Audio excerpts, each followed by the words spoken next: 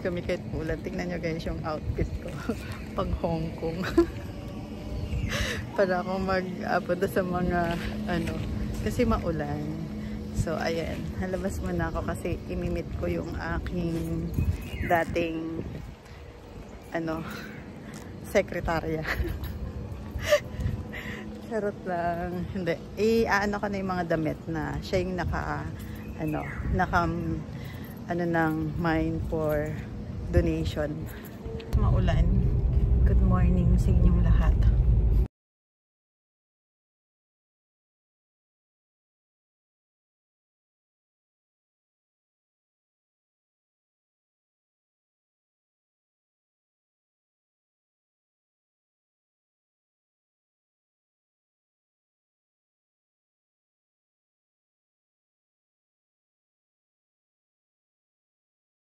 Yan guys, magkikita kami ng secretary ko, tapos bibigay ko na yung mga damit sa kanya na minay niya before na parang donation ko na lang. So sayang kasi hindi nagagamit. So magkikita kami, tingnan natin kung saan kami magkikita. So mamaya ipapakita ko sa inyo kung saan kami magkikita. Hi guys! Welcome back to my channel guys. Ayan guys, today I wanna go to MOA. Magmo-MOA kami guys kasi imimit ko lang yung tao ko. Almost siguro 20 years bago ko siya imimit. Kasi nandito siya sa Maynila. So, yung iba kasing damit na na-mine, yung parang nagdo-donate ako, tas nag-mine siya doon. So, ihahatid ko kasi at sayang kasi yung mga hindi nagagamit ng iba ng pamangkin ko, yung ibang damit ko rin na hindi ko nagagamit. So, instead na i-live selling ko, ginawa ko, pinamine ko siya na for donation. Dinodonate ko muna yung mga ibang damit kasi nga walang time mag-live. So, sayang naman na i-stuck kasi siya doon sa bahay. So, ginawa ko, napag-isipan ko na lang na i-donate kasi yung iba talaga dinodonate ko yan. Tapos, yung iba naman, hinahati-hati ko. Tapos, matagal niya na kasing na-mine yan. So, nauna siya. So, yung ibang nag-mine, next time mag-aano ulit ako. So, paunahan lang doon sa mine, saka paunahan sa magme-message sa akin. Baka sakali kayo naman ipapadala ko sa inyo.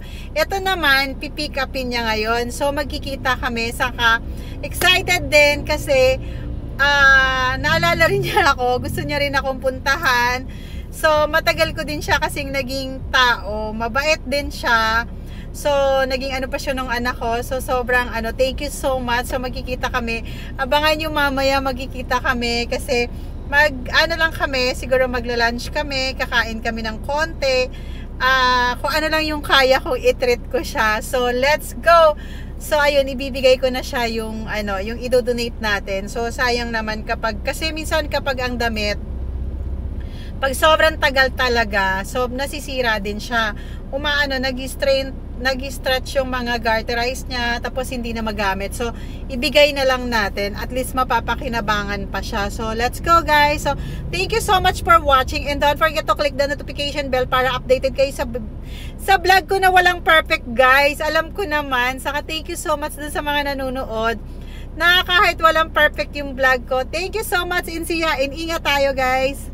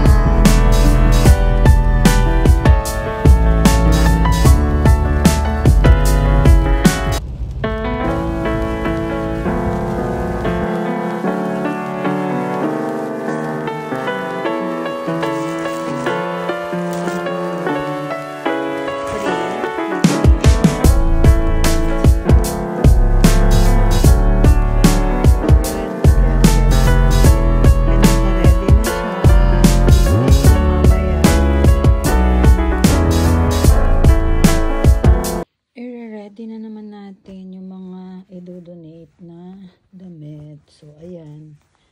Ready na yan.